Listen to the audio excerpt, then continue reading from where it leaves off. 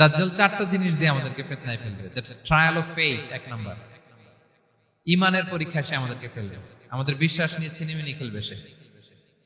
এটার সলিউশন আছে সূরা কাহফ, আমি বলবো আস্তে আস্তে। দুই নম্বরে দাজ্জাল আমাদেরকে ফিতনায় ফেলবে দ্য ট্রায়াল অফ ওয়েলথ, সম্পদ দিয়ে সে আমাদেরকে ফিতনায় ফেলবে। তিন নম্বর দ্য ট্রায়াল অফ নলেজ, জ্ঞান দিয়ে সে আমাদেরকে ফিতনায় ফেলবে। চার নম্বর দ্য ট্রায়াল অফ পাওয়ার, ক্ষমতা দিয়ে সে আমাদেরকে ফিতনায় ফেলবে। দাজ্জাল চারটা জিনিস দিয়ে আমাদেরকে পরীক্ষায় ফেলবে। কয়টা? এক হচ্ছে ইমানি পরীক্ষা, দুই হচ্ছে সম্পদ দিয়ে পরীক্ষা, তিন হচ্ছে জ্ঞান দিয়ে পরীক্ষা, চার হচ্ছে ক্ষমতা দিয়ে পরীক্ষা। সে ইমানের পরীক্ষায় আমাদেরকে ফেলবে। সে এসে বলবে আমি তোমার রব, এবং এটা প্রমাণ করার জন্য যা যা দরকার আল্লাহ তাআলা তাকে সব দিবেন। সে সব করতে পারবে। সে বলবে আমি তোমার রব। যদি বিশ্বাস না হয়, তোমার বাবাকে যদি জীবিত করে বিশ্বাস করবে? অনেকে বলবে হ্যাঁ আমার আব্বাকে জীবিত করে দেখান। তো তার বাবাকে ঠিকই সে জীবিত করে ফেলবে। আসলে শয়তান তার বাবার সুরাত নিয়ে সামনে দাঁড়াবে। আরে তাই তো, এটাই তো আমার বাবা, এটাই তো আমার দাদা। মানুষ ফিতনায় পড়ে যাবে, ইমানের ফিতনায়। সে ভাববে আসলে এটাই বোধহয় আমার রব, এবং তাকে এত ক্ষমতা দেয়া হবে, তার ডান দিকে থাকবে জান্নাত, বাঁ দিকে জাহান্নাম। তার কাছে আল্লাহ এটা দিবে। যে তার কথা শুনবে তাকে সে জান্নাতে ঢুকাবে, কিন্তু জান্নাতে ঢুকে সে জাহান্নামের শাস্তি ভোগ করবে। এটা তার বাইরের মানুষ বুঝবে না, অ্যাপারেন্টলি এটা জান্নাত। আর যে তাকে মানবে না তাকে সে জাহান্নামে ফেলবে, কিন্তু জাহান্নামে ঢুকলেও সে জান্নাতের নাজ নেয়ামত ভোগ করবে। তাহলে এই যে ইমানের ফিতনায় সে ফেলে দিবে আমাদেরকে। তো ইমান কি করে বাঁচাবো, এটা সলিউশন আমি শোনাবো আপনাদের। দুই নম্বরে সে আমাদেরকে সম্পদ দিয়ে ফিতনায় ফেলবে। যার যা লাগবে সে তাই দিতে পারবে, যা লাগবে। সে যদি আকাশকে বলে আকাশ বৃষ্টি দাও, যাকে তারা মানবে ওই এলাকায় বৃষ্টি হবে, সুজলা সুফলা শস্য শ্যামলা হবে সে সমস্ত এলাকা, ফল মূলে ভর্তি হবে, বরকত আর বরকত। আর যে এলাকার লোকেরা, জনপদের লোকেরা তাকে মানবে না, সে বলবে ওখানে বৃষ্টি হবে না, হবেও না। ওখানে খরা, দুর্ভিক্ষ, মাটি ফেটে চলছে, মানুষ না খেয়ে মরবে, মহামারী, দুর্ভিক্ষ দেখা দেবে। তখন বিশ্ববাসী মনে করবে এটাই বোধহয় আমাদের রব। তার মানে সম্পদ দিয়ে ফিতনায় ফেলে দিবে। তিন নম্বর হচ্ছে নলেজ, তার জ্ঞানের কাছে গোটা বিশ্ব হার মানবে। পূর্বের পরের যত জ্ঞান আছে সব আল্লাহ তাকে দিবে। ইলমুল আউয়ালিন ওয়াল আখিরিন, এমন কোন প্রশ্ন নেই যেটা দিয়ে তাকে আটকানো যায়। যাই জিজ্ঞেস করবেন সব জানতা, সব বলে দেয়। ভবিষ্যৎবাণী বলে দিবে, বলবে আগামীকাল ওইখানে অমুক দেশে বোমা বিস্ফোরণ হবে, হবে ওইখানে, ওখানে দুর্ভিক্ষ হবে, হবে, ভূমিকম্প হবে, হবে। সে যা বলবে তাই হবে। তার জ্ঞানের এই বহর দেখে মানুষ ফিতনায় পড়ে যাবে। চার নম্বর হচ্ছে দ্য ট্রায়াল অফ পাওয়ার, ক্ষমতা। তার ক্ষমতার সামনে সবকিছু একেবারে ছিন্ন বিচ্ছিন্ন হয়ে যাবে, এত ক্ষমতা হবে তার। সে যেমনটি বলবে তেমনটি করতে হবে। বাতাসের চেয়ে দ্রুত বেগে সে এক দেশ থেকে আরেক দেশে চলে যাবে। তো তার এই সমস্ত অলৌকিক ক্ষমতা দেখে মানুষ ফিতনায় পড়ে যাবে। এবং এই ফিতনা, এই পরীক্ষার মুহূর্তগুলোতে মানুষ কিভাবে নিজেকে ধরে রাখবে তার সলিউশন আল্লাহ তাআলা সূরা কাহফে দিয়েছেন। এই চারটা ফিতনা থেকে বাঁচার জন্য আল্লাহ সূরা কাহফে চারটা ঘটনা উল্লেখ করেছেন। কয়টা? এক নাম্বার হচ্ছে আসহাবে কাহফ, যুবকদের ঘটনা, 7 জন যুবকদের ঘটনা। ইমান কি করে বাঁচাবেন, সলিউশন ওখানে। সম্পদের ফিতনা থেকে কিভাবে নিজেকে বাঁচাবেন, এজন্য একজন বাগানওয়ালার ঘটনা আল্লাহ সেখানে বলেছেন। জ্ঞানের ফিতনা থেকে কি করে বাঁচবেন, এজন্য আল্লাহ তাআলা মুসা আলাইহিস সালাম এবং খিজির আলাইহিস সালামের ঘটনা সেখানে উল্লেখ করেছেন। আর ক্ষমতার ফিতনা থেকে কি করে বাঁচবেন এটা বোঝানোর জন্য আল্লাহ তাআলা যুলকারনাইনের ঘটনা উল্লেখ করেছেন। চারটা ফিতনা থেকে বাঁচার জন্য কয়টা ঘটনা? চারটা ঘটনা। আমরা তাহলে একটা একটা করে ঘটনা শুনি, আমরা একটু উদ্ধার করার চেষ্টা করি যে কি কি সলিউশন আল্লাহ তাআলা আমাদের বাতলে দিলেন। এক নম্বর হচ্ছে আসহাবে কাহফের ঘটনা। এটা 250 খ্রিস্টাব্দের সময়কালে রোমান সাম্রাজ্যের একজন বাদশা ছিল, নাম দাকিয়ানুস। প্রতাপশালী বাদশা, পৌত্তলিক, মূর্তির পূজা করে।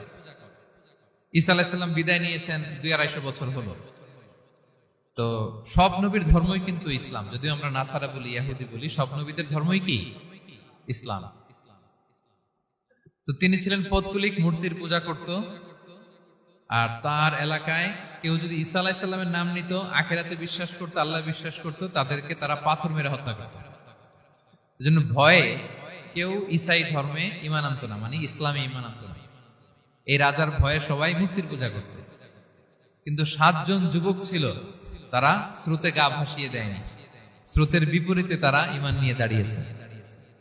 তারা ঈসা আলাইহিস সালামের রেখে যাওয়া সত্য ধর্মের উপর ঈমান এনেছিল, আখিরাতে তারা বিশ্বাস করত। তো এই 7 জন যুবকের কথা ছড়াতে ছড়াতে রাজা দাকিয়ানুসের কাছে চলে যায়। উনি তো রেগে মেগে আগুন, ডেকে পাঠালো 7 জনকে। তো তাদেরকে জিজ্ঞেস করলো, তোমরা কাকে মানো? বলতেছে এক আল্লাহকে মানি। সাহসী, খুবই সাহসী। বলতেছে তুমি কি জানো তোমরা কার সামনে কথা বলতেছো? আমি তো তোমাদের মৃত্যুদণ্ড দিতে পারি। তারা বলে দেন, কিন্তু আমরা সব বিসর্জন দিলেও ঈমান বিসর্জন দিতে পারবো না। সুবহানাল্লাহ। তিনি বললেন, তোমরা যুবক মানুষ, রক্ত গরম, আবেগে কথা বলতেছো, 3 দিন সময় দিলাম, যাও ঈসার নাম ভুলে যাও, আখেরাত ভুলে যাও, আল্লাহর নাম ভুলে যাও। 3 দিন পরে তোমাদেরকে আবার ইন্টারভিউ নেব। ওই দিন যদি একই কথা বলো, পাথর মেরে 7 জনকে দুনিয়া থেকে উড়িয়ে দেবে। তারা চলে গেল। এবার 7 বন্ধু মিলে পরামর্শ করতে লাগলো, কি করতে পারি আমরা, এই গুণে ধরা সমাজকে আমরা কিভাবে বাঁচাবো, এই পৌত্তলিকতার ছোবল থেকে এই ইফসিস নগরীকে বাঁচাবো কি করে। নগরীটার নাম ছিল ইফসিস নগরী। বর্তমানে এটা তুরস্কের ইজমির শহরে অবস্থিত। এখনো জায়গাটা প্রত্নতাত্ত্বিকদের ওই ইয়েতে এটা সংরক্ষিত, এখনো টুরিস্টরা যায়। তো তারা বলল, আমরা ঈমান বিসর্জন দিব না, যদি আমরা ওদের কথা মেনে নেই আমরা তো মুশরিক হয়ে গেলাম, চলো আমরা এক কাজ করি, আমরা এলাকা ছেড়ে দিই। এই 7 যুবক আল্লাহর উপর ভরসা করে তারা বাড়ি ঘর আত্মীয় স্বজন সব ছেড়ে দিয়ে, লোকালয় ছেড়ে দূরে একটা পাহাড়ের ভেতরে আশ্রয় নিল। পাহাড়ের ভেতরে একটা গুহা ছিল, এই গুহা কি আরবিতে বলে আল কাহাফ। কি বলে? এই সূরার নাম কি? সূরাতুল কাহাফ। তো তাদের সাথে সাথে একটা কুকুরও যাচ্ছিল। তারা বারবার তাড়িয়ে দেওয়ার চেষ্টা করতেছিল কুকুরটাকে, যাতে না যায়, কিন্তু কুকুর শুধু কান্না করে এদের সাথে যাওয়ার জন্য ঘেউ ঘেউ করতেছিল। এই কুকুরটাকেও সাথে নিল। ভালো মানুষদের সাথে থাকলে কি হয় দেখেন, এই কুকুরের কথা, যেহেতু 7 জন ইমানদারের সাথে একটা কুকুর ছিল, এই কুকুরের কথা আল্লাহ সূরাতুল কাহাফে উল্লেখ করে দিয়েছে। ওয়া কালবুহুম বাসিতুন যিরাআইহি বিল ওয়াসিল। তো তারা ভিতরে গেল, যে প্রচন্ড ক্লান্ত, তারা ঘুমিয়ে পড়ল। কি করলো? এই এক ঘুমে আল্লাহ 309 বছর কাটাই দিলেন। কয়শো 9 বছর? 9 বছর ঘুম, সব ঘুম, প্রচন্ড ঘুম, ঘুম যেন আর কাটে না। 309 বছর পরে এরা জাগল। এখন খুব ক্ষুধা, ঘুমে আর মোর ভাঙতেছে। আর একজন জিজ্ঞেস করতেছে, কি লম্বা সময় ঘুম দিলাম কোথায় আমরা? একজন বলতেছে, হ্যাঁ মানে সারাদিনই ঘুমাইছি আমরা। আরেকজন বলতেছে, না না সারাদিন না, দিনের কিছু অংশ হয়তো ঘুমাইছি। আসলে কয় বছর ঘুমাইছে? 309 বছর।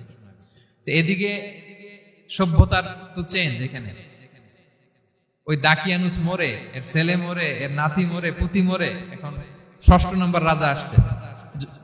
প্রজন্মের পর প্রজন্ম তো শেষ। 309 বছর কমপক্ষে 4-5টা জেনারেশন চেঞ্জ হবে। তো জেনারেশন চেঞ্জ হয়ে, এলাকা চেঞ্জ হয়ে, তারা যে স্বপ্ন দেখেছিল এই ইফসিস নগরীতে কালিমার পতাকা উঠবে, তাদের স্বপ্ন আল্লাহ বাস্তবায়ন করেছেন। 309 বছরের ব্যবধানে এই এলাকার সবাই মুসলিম হয়ে গেছে। আল্লাহ চাইছিলেন ওদেরকে দেখাবে এটা, ওদের স্বপ্নটা যে বাস্তবায়ন হয়েছে এটা দেখাবে। তো ঘুম থেকে উঠছে, একজনকে তারা বললো যে লুকায় লুকায় চাদর মুড়ি দিয়ে কিছু রুটি নিয়ে আসো বাজার থেকে, যাতে তোমাকে না চিনে। চাদর মুড়ি দিয়ে যাও। কিছু পয়সা ছিল, মুদ্রা দিয়ে দিছে। তো সে যে যখন দোকানদারের কাছ থেকে রুটি নিছে আর মুদ্রা দিছে, দোকানদার বলে, এই মুদ্রা কোথা থেকে আসলো? 309 বছর আগে মালয়েশিয়াতে রিঙ্গিট ছিল কিনা জানি না, যেভাবে ওরা ট্রানজাকশন করতে পারে, যেটা ছিল ওইটা যদি এখন কেউ দেয়, রাধুনী বিলাসে খাবার পাওয়া যাবে? হ্যাঁ। তো রুটিওয়ালা বলে, তুমি বর্তমান সময়ের মুদ্রা দাও, এটা দিচ্ছ কেন? বলতেছে, এটা তো বর্তমান সময়ের মুদ্রা। বলতেছে, এই যে মুদ্রার মধ্যে দেখো কোন সালের সিল দেওয়া, এটা তো শত শত বছর আগে। বলতেছে, কি বলে শত বছর আগে? আমি তো আজকে সকালেই বাজার করলাম, ওই বাজার করে যে টাকাগুলো ছিল ওইটাই তো পকেটে। বলতেছে, বলে কি? নিশ্চয়ই তুমি গুপ্তধনের সন্ধান পেয়েছো, হিডেন ট্রেজার। বলো। মানে তার সাথে এদের কথাবার্তা কিছু মিলতেছে না। পরে তাকে ধরে ওই সময়কার রাজার কাছে নিয়ে গেছে। ওই রাজা আবার মুসলিম, সবাই মুসলিম তো হয়। সে যা বলে এরাও কেউ বিশ্বাস করে না, এরাও যা বলে এও বিশ্বাস করে না। আর এলাকা, এর বাড়িঘর আসবে কোত্থেকে? এর নাতি পুতি যা আছে 5-6 পুরুষ তো মরে সবাই কবরে। তখন তার কথা শুনে সবাই অবাক। তো এটা মিলানোর জন্য তারা 309 বছর আগের দাকিয়ানুস বাদশার সরকারি যে নথিপত্র, ওই পুরাতন ছিঁড়া নথিপত্র তারা বের করলো। বের করে দেখে ঠিকই দাকিয়ানুস নামে এক বাদশা ছিল, আর অনেক শত শত বছর আগে। মোস্ট ওয়ান্টেড 7 জন যুবক ছিল যাদের ব্যাপারে এক্সিকিউশনের অর্ডার ছিল। এখন দেখে তারা অবাক। লম্বা ঘটনা আমি শর্ট করে বলতেছি। পরে সবাই মিলে তাকে সহ ওই গুহায় গেল। গুহায় যাওয়ার পরে সে বাকিদেরকে ডাকতে গুহার ভিতরে ঢুকলো। আল্লাহ তাআলা 7 জনকে ওইখানে মৃত্যু দিয়ে দিলেন। চিরকালের জন্য এই 7 জন ঘুমায় পড়লো। আর এলাকাবাসী রাজা সহ এখানে তারা একটা মসজিদ নির্মাণ করলো। This is the story of আসহাবে কাহাফ।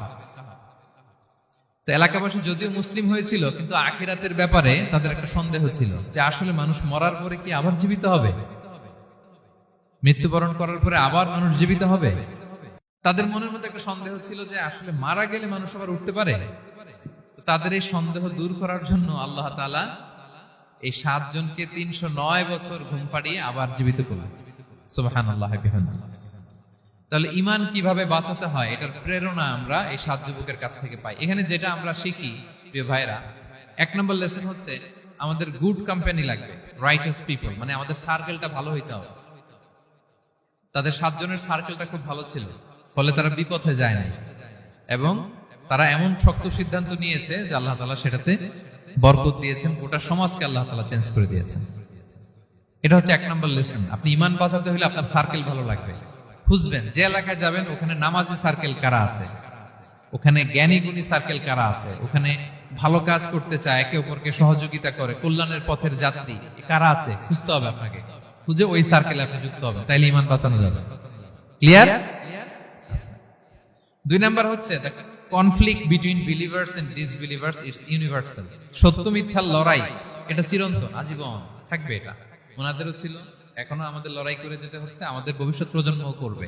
এই লড়াইটা আমরা করে যেতে চাই। কি বলেন? হ্যাঁ, থামা যাবে না? আমরা থামতে আসিনি, আমরা এই লড়াইটা করে যাব। আমরা সত্যের কথা বলেই যাব ইনশাআল্লাহ। বলেন। 3 নাম্বার হচ্ছে যে লেসনটা আমরা পাই, অনেকগুলো লেসন, আমি খুব প্রেসাইজলি বলতেছি। যুবকরা চাইলে একটা সমাজকে পাল্টে দিতে পারে। এই পৃথিবীতে যত বড় বড় বিপ্লব হয়েছে এগুলো যুবকরা এনেছে। তারা হচ্ছে সভ্যতা গড়ার কারিগর। আসহাবে কাহাফ আমাদের এই সময়ের নওজোয়ানদের জন্য প্রেরণা। তারা আমাদের জন্য প্রেরণার বাতিঘর। তারা যেমনি ঈমানকে রক্ষা করেছে, আমাদের যুবকরা চাইলেও তাদের ঈমানি চেতনাতে স্পিরিট দিয়ে সমাজটাকে পাল্টে দিতে পারে। কি বলেন? এখানে বেশিরভাগই তো যুবক। হ্যাঁ, গুড সার্কেলে থাকবেন তো আপনারা? সত্যের পক্ষে সবাই থাকবেন তো? আল্লাহ তাআলা কবুল করুন। আচ্ছা, এবার 2 নাম্বার ছিল সম্পদের ফিতনা, কিভাবে বাঁচবেন। আসহাবে কাহাফের পরে সূরা কাহাফে আল্লাহ তাআলা একজন বাগানওয়ালার ঘটনা বলেছে। 2 জন বন্ধু, একজন একটু গরিব, সে বিশ্বাসী, আরেকজন ধনী, সে অবিশ্বাসী।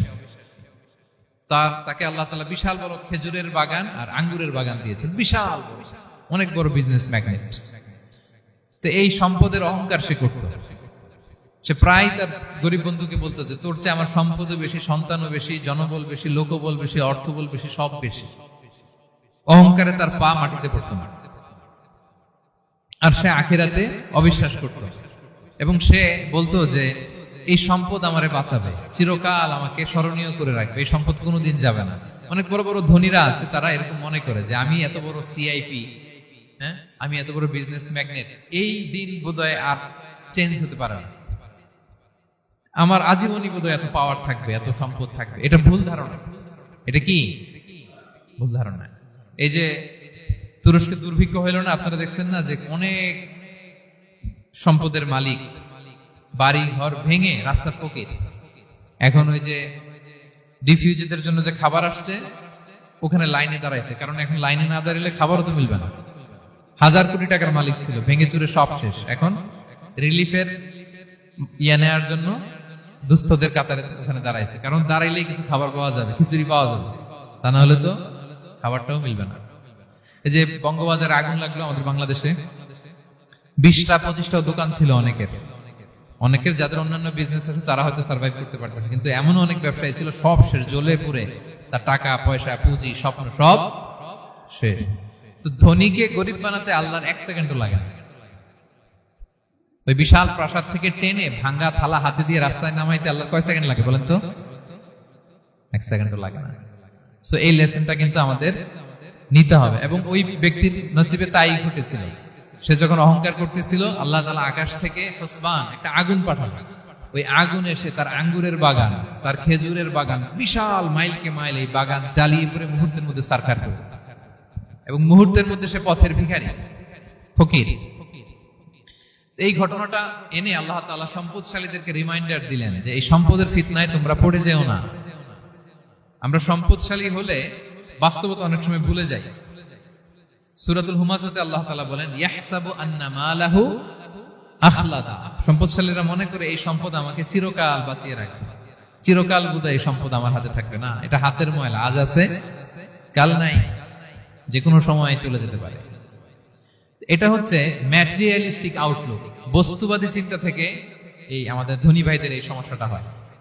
ভোগবাদী চিন্তার প্রভাব আর কি। সম্পদ যখন হাতে থাকে ধরাকে সরাজ্ঞান করে, মনে করে যে সবই আমার কন্ট্রোলে। না, আপনারে ওই গরিবের কাতারে আনতে, ওই রিলিফের সম্পদ নেয়ার জন্য ওই লাইনে দাঁড় করাইতে আল্লাহর 1 সেকেন্ডও লাগে না।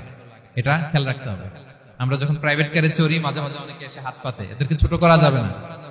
গল্পটা আল্লাহ ভিন্ন করতে আল্লাহর 1 সেকেন্ডও লাগে না। ওইদিকে আমি দাঁড়ায় হাত পাততাম আর উনি প্রাইভেট কারে বসে থাকতো। আল্লাহ চাইলে এরকম করতে পারতেন না? পারতেন। তো এখান থেকে আমাদের জন্য শিক্ষা হচ্ছে, সম্পদ এটা ক্ষণস্থায়ী, আজ আছে কাল নাই। এটা ক্ষণস্থায়ী, এটাকে এভারলাস্টিং মনে করা যাবে না। এভারলাস্টিং হচ্ছে আখিরাত। ওয়ালাল আখিরাতু খায়রুল লাকা মিনাল উলা। আখিরাত তোমার জন্য দুনিয়ার চেয়ে শ্রেষ্ঠ।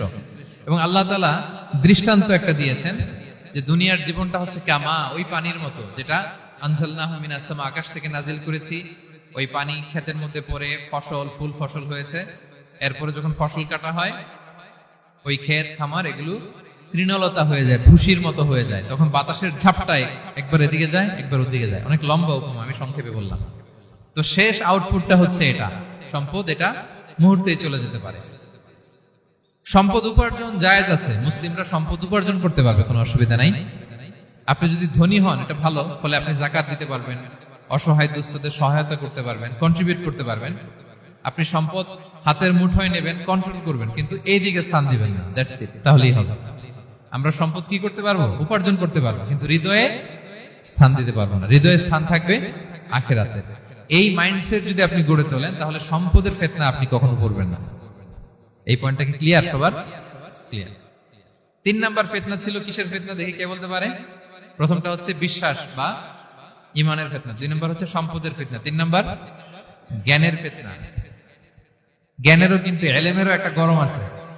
যার ইলম আছে তার মধ্যে এই সমস্যাটা কাজ করে। সেটার জন্য আল্লাহ তাআলা মুসা আলাইহিস সালাম, খিজির আলাইহিস সালামের ঘটনা বলেন। আমি খুব সংক্ষেপে বলবো, সময় কম। মুসা আলাইহিস সালাম হচ্ছে বনি ইসরাইলের নবী, আর খিজির আলাইহিস সালাম কেউ বলেছেন নবী, কেউ বলেছেন আল্লাহর ওলি।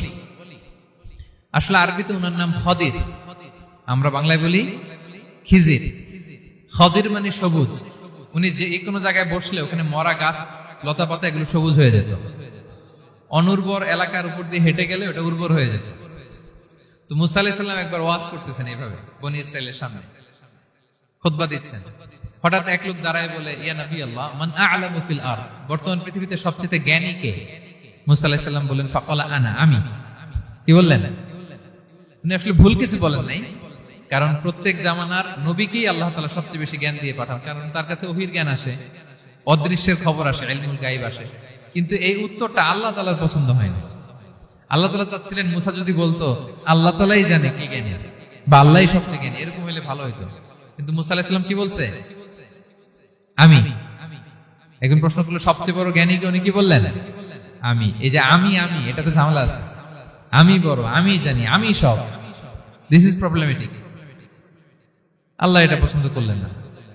আল্লাহ তাআলা মুসা আলাইহিস সালামকে বললেন, মুসা তুমি যে বলছো তুমি জ্ঞানী, না তুমি জ্ঞানী না, তোমার চেয়ে বড় জ্ঞানী আছে। মুসা আলাইহিস সালাম বলে, তাই নাকি? আমার চেয়ে বড় জ্ঞানী কে?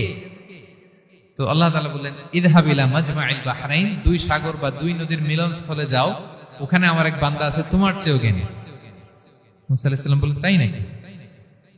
তো আল্লাহ, আমি কিভাবে চিনব উনি কোথায় থাকে, কিভাবে বুঝবো? আল্লাহ বললেন, একটা বড় মাছ নাও, এটাকে ফ্রাই করো, এটাকে ফ্রাই করে একটা ঝুড়ির ভেতরে নাও, যেখানে এই মাছটা সাগরে ঢুকে যাবে ওখানে আমার বান্দাকে পাবে। তো উনি ওনার সহযোগী ইউশা ইবনে নুনকে নিয়ে হাঁটতে লাগলেন।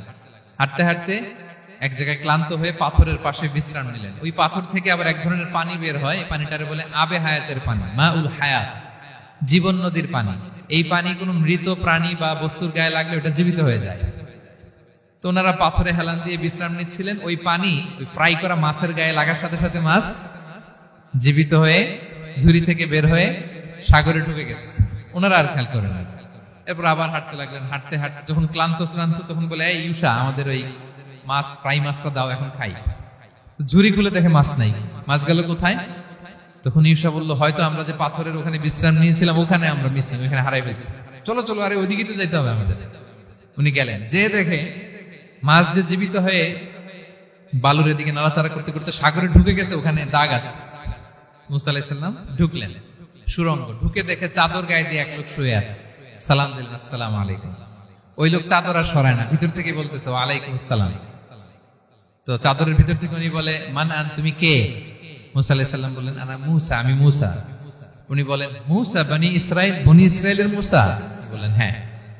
কেন এসেছো? এবার চাদর খুললেন, বলতেছে আপনার কাছ থেকে কিছু শিখতে আসছি। আল্লাহ বলছে আপনি নাকি সবচেয়ে বড় জ্ঞানী। আমি ভুল করে বলে ফেলছিলাম আমি, আল্লাহ বলছেন যে আপনি নাকি জ্ঞানী। বলতেছে না, তুমি আমার জ্ঞান নিতে পারবে না, ওই ধৈর্য শক্তি তোমার নাই। মুসা আলাইহিস সালাম বললেন যে আপনি যে কোনো শর্তে আমাকে একটু রাখেন কয়েকদিন, আপনার সাথে আমি রাজি। বললেন না, তুমি পারবে না। মুসা আলাইহিস সালাম জোর করতে লাগলেন, অবশেষে খিদির আলাইহিস সালাম রাজি হলেন। বললেন, শর্ত হচ্ছে আমি যাই করি আর না করি আমাকে কোনো প্রশ্ন করা যাবে না। মুসা আলাইহিস সালাম বললেন, ওকে। সফর শুরু হলো। সামনে নদী, এক লোক তাদের নৌকা দিয়ে নদী পার করাই দিল। নদী পারাপারের পর খিজির আলাইহিস সালাম লাঠি দিয়ে নৌকার তলাটা ছিদ্র করে দিলেন। মুসা আলাইহিস সালাম বললেন, ইন্না লিল্লাহি, এটা আপনি কি করলেন? ওরা আমাদেরকে নদী পার করে দিল, আর যে ভাড়াটা আসছিল এটাও নিল না, আমাদেরকে সম্মান দেখালো, আপনি নৌকা ছিদ্র করে দিলেন। খিজির আলাইহিস সালাম বলছে, এই যে আমি বলছিলাম না তুমি ধৈর্য ধারণ করতে পারবে না, যাও তোমার রাস্তায় তুমি, আমার রাস্তায় নেই। মুসা আলাইহিস সালাম আবার ক্ষমা চাচ্ছেন যে আপনি আমার ক্ষমা করেন, আমি তো ভুলে গেছি, আর প্রশ্ন করবেন না। চলতে লাগলেন। হঠাৎ বাচ্চারা খেলতেছে, এক বাচ্চাকে ধরে হত্যা করলেন খিজির আলাইহিস সালাম। এবার তো মুসা আলাইহিস সালাম রেগে গেছে, আপনি করলেনটা কি?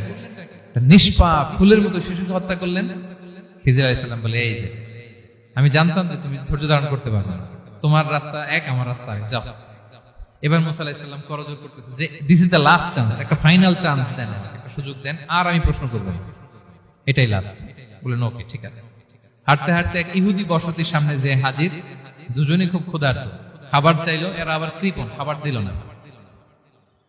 তো খিজির আলাইহিস সালাম বললেন, ঠিক আছে, খাবার যেটা দিচ্ছেন আমরা চলে যাই। যাওয়ার পথে দেখতেছে এই এলাকার একটা দেয়াল ভেঙে পড়ে যাবে। তিনি বললেন, মুসা চলো এটা ঠিক করে দেই। দুইজন মিলে প্রচন্ড ক্ষুধায় এটা সেটা এনে দেয়ালটা তৈরি করতেছে। মুসা আলাইহিস সালাম তো এমনি রাগী, পেটে আবার ক্ষুধা, আবার বলছে কিছু বলাও যাবে না। তিনি এবার প্রশ্ন করেন, বলতেছে ওরা এত কিপটামি করলো আর আপনি এটা করে দিলেন, আপনি তো চাইলে এটা টাকা নিতে পারতেন, পারিশ্রমিক নিতে পারতেন চাইলে। এই কথা বলার পর খিজির আলাইহিস সালাম বললেন, হাযা ফিরাকু বাইনি ওয়া বাইনি, এখানেই তোমার আর আমার সেপারেশন, আর সামনে আগানো যাবে না, তোমার কোনো ধৈর্যই নেই। তো এতটুকু তোমাকে আমি বলি যে আমি একটাও আল্লাহর আদেশ ছাড়া করি নাই, আল্লাহর আদেশে আমি করেছি। কি? এক নম্বর হচ্ছে ওই যে আমাদের ভাড়া নিতে চাইলো না, আমাদেরকে পার করে দিল, নৌকাটা ছিদ্র করেছি কারণ এই এলাকায় একজন জালিম বাদশাহ আছে, সে নৌকা পেলেই গরিব মাঝিদের নৌকা সিজ করে নিয়ে যায়। তো এটাকে যখন তলায় ছিদ্র করে দিছি, রাজার লোকেরা এসে দেখবে যে এটা তলা ছিদ্র, পানি ঢুকতেছে, এটা নিবে না, ওরা পরে সামনে এটা রিপেয়ার করে চালাইতে পারবে। মুসা আলাইহিস সালাম বলে, সুবহানাল্লাহ, তাই তো, এটা তো আমি বুঝতে পারিনি। আর ওই ছোট শিশুটাকে হত্যা করছি, ও অনেক বড় জালিম হবে এলাকা, তার ফিতনায় এলাকাবাসী তটস্থ থাকবে, সে তার মা বাবাকেও জাহান্নামে নেবে। এজন্য আল্লাহ তাআলা আদেশ দিয়েছেন আমাকে, আল্লাহর আদেশে আমি তাকে হত্যা করেছি। মুসা আলাইহিস সালাম বললেন, তাই তো, এটা তো অনেক ভালো কাজ করছেন। তাইলে তো বলতেছে, তাহলে ওইটা বলেন, খাবারও দিল না, এত কৃপণ, এদের দেয়াল কেন ঠিক করতে গেলেন আপনি? তখন তিনি বললেন যে আসলে এটা একটা ইয়াতিমদের ঘর ছিল, দুইটা ইয়াতিম শিশু, তাদের বাবা মা খুব ভালো ছিল, আর এই দেয়ালের নিচে আছে গুপ্তধন, এই দেয়ালটা পড়ে যাবে, এই গুপ্তধন তারা ছোট মানুষ নিতে পারবে না, এলাকাবাসী তাদেরকে বঞ্চিত করে নিয়ে যাবে। আমি দেয়াল গড়ে দিলাম যাতে করে তারা যখন প্রাপ্তবয়স্ক হয় নিজেদের সম্পদ নিজেরা বুঝে নিতে পারে। সুবহানাল্লাহি ওয়া বিহামদিহি। মুসা আলাইহিস সালাম বলে, তাই তো, এগুলো তো আমি বুঝতে পারি নাই। তো এই ছিল খুব সংক্ষিপ্ত পরিসরে মুসা আলাইহিস সালাম খিজির আলাইহিস সালামের ঘটনা। তো রাসূল সাল্লাল্লাহু আলাইহি ওয়াসাল্লাম বুখারীতে একটা চমৎকার কথা বলেছেন। তিনি বলেছিলেন, ওয়াদিদনা আন্না মুসা সাবার হাত্তা ইউকাসসা আলাইনা মিন আমরিহিমা। রাসূল সাল্লাল্লাহু আলাইহি ওয়াসাল্লাম বলেছিলেন, ইস, আমার ভাই মুসা যদি আরেকটু ধৈর্য ধরতো তাহলে আরো কিছু অজানা তথ্য আমরা জানতে পারতাম। এখান থেকে, এই ঘটনা থেকে আমরা কি শিখলাম? প্রথম যেটা আমরা শিখলাম, জ্ঞান নিয়ে বড়াই করতে নেই, ঠিক কিনা? জানার কোনো শেষ নেই। জাননেওয়ালার উপরও জাননেওয়ালা আছে, জ্ঞানীর উপরও জ্ঞানী আছে।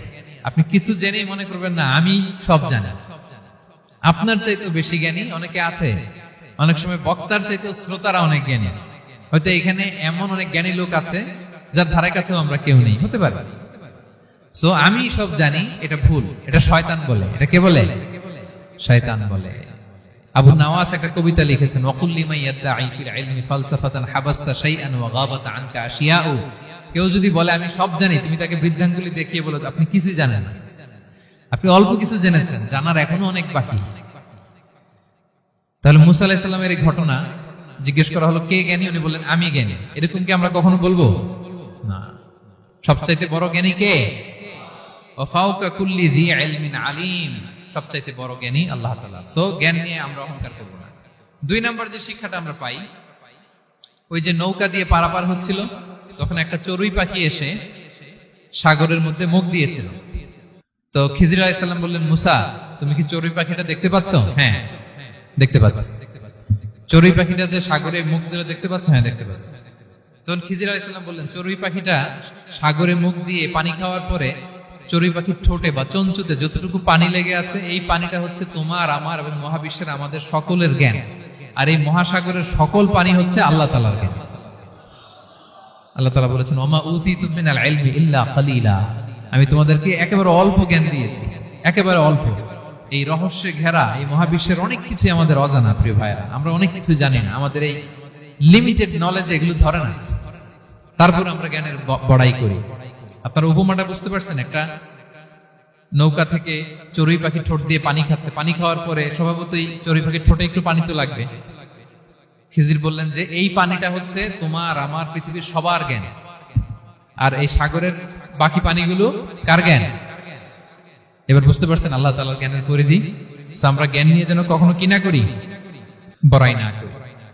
জ্ঞান 2 ধরনের, একটা বাহ্যিক জ্ঞান, একটা অন্তর্নিহিত জ্ঞান। External knowledge, internal knowledge. আমরা যখন কোরআন হাদিস পড়ি আমাদের বাহ্যিক জ্ঞান অর্জন হয়। কোরআন হাদিস পড়লেই আপনি জ্ঞানী হয়ে যান। এটা কোরআন হাদিস পড়তে হয়, এটা ডাইজেস্ট করতে হয়, এটার উপর আমল করতে হয়। এই জ্ঞান অর্জন শেষে এরপরে আল্লাহর প্রিয় বান্দাদেরকে আল্লাহ অন্তরে ইলমের নূর দেন, ইলহাম দেন। That is the knowledge, that is the pure knowledge. আপনি হাফেজে কোরআন হয়ে ভাবেন না আপনি সব জানেন, আপনি বুখারী মুখস্থ করে ভাবেন না সব জানেন। এই সব জ্ঞান অর্জন করার পরে ইলমের নূর হাসিল হয়, সেটা আল্লাহ সবারে দেয় না। সো এই অন্তর্নিহিত জ্ঞান, দূরদৃষ্টি, farsightedness, that is the pure knowledge. এটার জন্য বছরের পর বছর, যুগের পর যুগ সাধনা করতে হয়। সেটার জন্য এই জ্ঞান অর্জনের জন্য 3টা জিনিস করতে হয় ইলমের নূর অর্জনের জন্য। কয়টা? 1 হচ্ছে বিনয়, 2 হচ্ছে সফর, 3 হচ্ছে সবর। আবার বলি, 1 হচ্ছে বিনয়, 2 হচ্ছে সফর, 3 হচ্ছে সবর। আল্লাহ তাআলা আল্লাহর নবীকে তাওরাত দেওয়ার পরেও আরো ট্রেনিং সেশন করাইছেন খিজির আলাইহিস সালামের কাছে। যাও, ওনার কাছে গেলে তুমি ছোট হবা, নত হবা। জ্ঞান যদি আমি নিতে চাই আমাকে ছোট হইতে হবে। ধরেন একটা গ্লাস থেকে একটা খালি গ্লাসে পানি ঢালবো, তো যেটাতে নেওয়া হবে এটা উপরে থাকলে হবে? যেই গ্লাসটার মধ্যে পানি আছে এটা উপরে থাকবে, ওইটা ব্ল্যাঙ্ক গ্লাসের মধ্যে পড়বে। আপনি নলেজ, ইলম নিতে চাইলে আপনাকে নিচে থাকতে হবে, উনি উপরে থাকবে। আপনার শায়েখ আপনাকে দিবে, আপনার উস্তাদ আপনাকে দিবে, আপনার মুর্শিদ আপনাকে দিবে। বুঝতে পেরেছেন? তাহলে আমাদেরকে হাম্বলনেস লাগবে। শিখতে হইলে হাম্বল হইতে হয়, বিনয়ী হইতে হয়। আচ্ছা, 2 নাম্বার সফর করতে হয়। এটা আল্লাহ মুসা আলাইহিস সালামকে দিয়ে করাইছেন, যাও পিছে পিছে উস্তাদের পিছে পিছে ঘুরো। তো এজন্য সফর করতে হয়। এখন ঘরে বসে অনেক কিছু জানা গেল, উস্তাদের সান্নিধ্য লাগে, সফর করতে হয়। আমাদের ক্লাসিক আলেমরা হাদিস কালেকশনের জন্য শহরকে শহর সফর করতেন। এখনো আমাদের আলেমরা দেওবন্দে যায়, মিশরে যায়, মদিনায় যায়। এখানকার মালয়েশিয়ান স্টুডেন্টরা দেশে বিদেশে যে নলেজ অর্জন করে। সফর আপনাকে লাগবে। তাহলে বিনয়, সফর, 3 নম্বরে কি? সবর। ধৈর্যশীল হইতে হবে। দেখেন মুসা আলাইহিস সালাম বারবার প্রশ্ন করে ফেলতেছেন, বারবার ওয়াদা ভঙ্গ করতেছেন। এরকম করলে হবে না। ধৈর্য লাগবে। ধৈর্যের বলে বলিয়ান হলে তখনই আপনার মধ্যে ইলম আসবে। তাহলে জ্ঞানের ফিতনায় পড়ার আর আমাদের কোনো সম্ভাবনা আছে? আমরা বিনয়ী হব, আমরা জ্ঞান আল্লাহর দিকে ফিরাই দেব, আমরা বলবো উনি সবচেয়ে ভালো জানেন। পারা যাবে তো ইনশাআল্লাহ? আচ্ছা, আমি একেবারে শেষ পর্যায়ে চলে আসছি, 2 মিনিটের মধ্যে শেষ করে দিচ্ছি। 3 নাম্বার ছিল কিসের ফিতনা? 4 নাম্বার ক্ষমতার ফিতনা। এই ফিতনা থেকে বাঁচার জন্য সর্বশেষ আল্লাহ তাআলা যুলকারনাইনের ঘটনা বলেছেন। অনেক বড় বাদশা ছিলেন, পৃথিবীতে 4 জন বাদশা গোটা বিশ্ব শাসন করেছেন। 2 জন কাফির, 2 জন মুমিন। কাফির একজন হচ্ছে নমরুদ, যিনি ইব্রাহিম আলাইহিস সালামকে আগুনে ফেলেছিলেন। আরেকজন হচ্ছে বখতে নাসার, যাকে ইংরেজিতে বলে নেবুচারনেজার দ্য সেকেন্ড, দ্বিতীয় নেবুচারনেজার। তারা কোনো নির্দিষ্ট এরিয়ার বাউন্ডারির বাদশা না, গোটা বিশ্বের বাদশা ছিলেন এই 2 জন কাফির। আর 2 জন বাদশা ছিলেন গোটা বিশ্বকে শাসন করেছেন, তারা ছিলেন মুমিন। একজন হচ্ছে সুলাইমান আলাইহিস সালাম, আল্লাহর নবী। আরেকজন হচ্ছে যুলকারনাইন, গোটা বিশ্ব শাসন করেছেন, প্রাচ্য থেকে পাশ্চাত্য সব জায়গায় তিনি গিয়েছেন, ইসলামের বাণী প্রচার করেছেন, জালিমদেরকে শায়েস্তা করেছেন। তো এরকম দিক বিদিক তিনি জয় করতেছিলেন। অনেকে যুলকারনাইনকে আলেকজান্ডার দ্য গ্রেটের সাথে গুলিয়ে ফেলে না।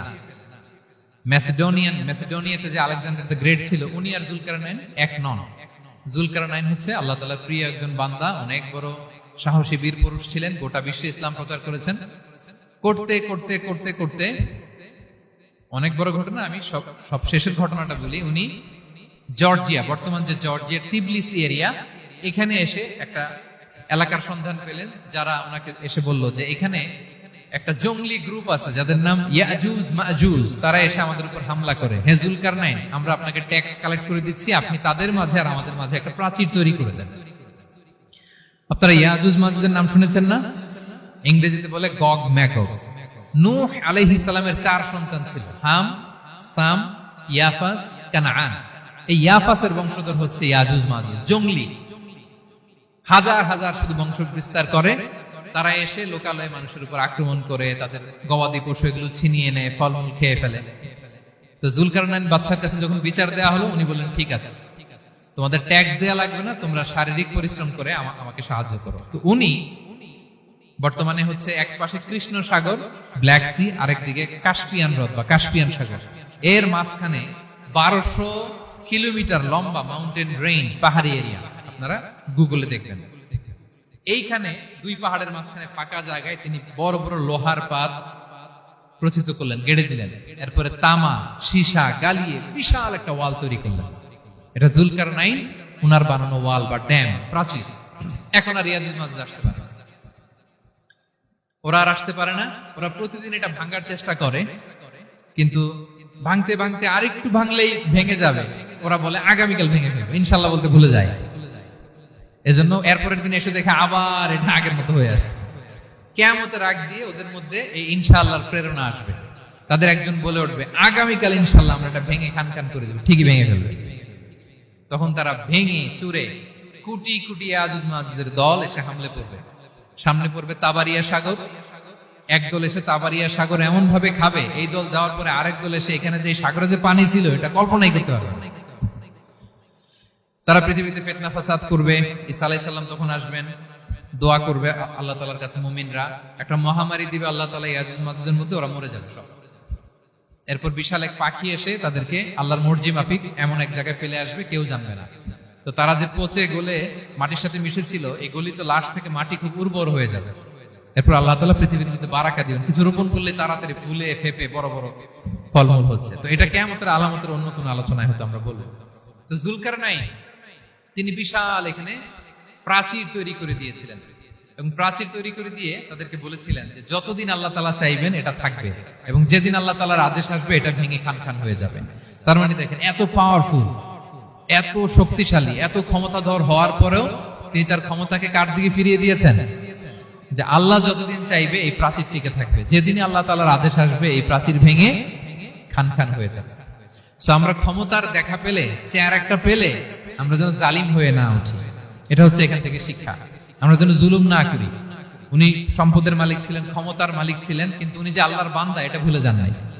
আমরা যখন ক্ষমতাশীল হই, আমরা যখন প্রধানমন্ত্রী হই, আমরা যখন প্রেসিডেন্ট হই, আমরা যখন পাওয়ারফুল হই, আমাদের সবচেয়ে বড় পরিচয় যে আমরা আব্দুল্লাহ, আল্লাহর গোলাম, এটা আমরা ভুলে যাই। আমাদের আসল পরিচয় কি? আমরা আল্লাহর গোলাম। আমরা যে আল্লাহর গোলাম, এই চিন্তাটা, এই সেন্সটা যদি আমাদের মাথায় থাকে, তাহলে ক্ষমতা আমাদেরকে দাম্ভিক বানাতে পারে না, আর ওই ক্ষমতা আমাদেরকে ফিতনায়ও ফেলবে না। তাহলে সম্মানিত সুধী, দাজ্জাল কয়টা জিনিস দিয়ে আমাদেরকে ফিতনায় ফেলবে? চারটা। দ্য ট্রায়াল অফ ফেইথ, ইমানের পরীক্ষা; দ্য ট্রায়াল অফ ওয়েলথ, সম্পদ দিয়ে পরীক্ষা; দ্য ট্রায়াল অফ নলেজ, জ্ঞানের পরীক্ষা; দ্য ট্রায়াল অফ পাওয়ার, ক্ষমতার পরীক্ষা। আর ইমানের পরীক্ষায় উত্তরণের জন্য আল্লাহ তাআলা আমাদেরকে এই সূরায় আসহাবে কাহফের ঘটনা শুনিয়েছেন, যে 7 জন যুবক তারা তাদের ইমানকে হেফাজত করেছিল। সম্পদের ফিতনা থেকে বাঁচানোর জন্য আল্লাহ তাআলা আমাদেরকে এক বাগানওয়ালার কাহিনী জানিয়েছেন, যে সম্পদ পেয়ে তোমরা দাম্ভিক হয়ে যাও না, এটা আজ আছে কাল থাকবে না। জ্ঞানের পরীক্ষা থেকে আমাদের মুক্তির জন্য আল্লাহ তাআলা অনেক বড় করে আল্লাহ নবী মুসা আলাইহিস সালাম এবং খিজির আলাইহিস সালামের ঘটনা শুনিয়েছেন, আমাদের বুঝিয়েছেন যে আমাদেরকে বিনয়ী হতে হবে, জ্ঞানের জন্য সফর করতে হবে এবং সবর করতে হবে। সবশেষে আল্লাহ তাআলা ক্ষমতার ফিতনা থেকে বাঁচানোর জন্য ক্ষমতাধর, আমরা তো একটা দেশের মালিক হই এখন, অমুক দেশের প্রেসিডেন্ট, অমুক দেশের প্রধানমন্ত্রী, উনি গোটা বিশ্বের প্রতাপশালী রাজা ছিলেন জুলকারনাইন, তারপরেও উনি যে আব্দুল্লাহ, উনি যে আল্লাহর গোলাম, এটা তিনি ভুলে যাননি। তাহলে এইভাবে যদি আমরা এই ফিতনাগুলো থেকে বাঁচার চেষ্টা করি, তাহলে এই ফিতনা থেকে আমরা বেঁচে থাকতে পারবো। এবং দাজ্জাল যদি এই মুহূর্তেও আসে, সে আমাদেরকে বিভ্রান্ত করতে পারবে না। পারবে? পারবে না ইনশাআল্লাহ। ইনশাআল্লাহ বলেন। আর ভবিষ্যতের সব কাজের আগে আমরা সবসময় কি বলবো? মনে থাকবে সবার? আল্লাহ তাআলা আমাদের সবাইকে কথাগুলো বোঝার ও আমল করার তৌফিক দান।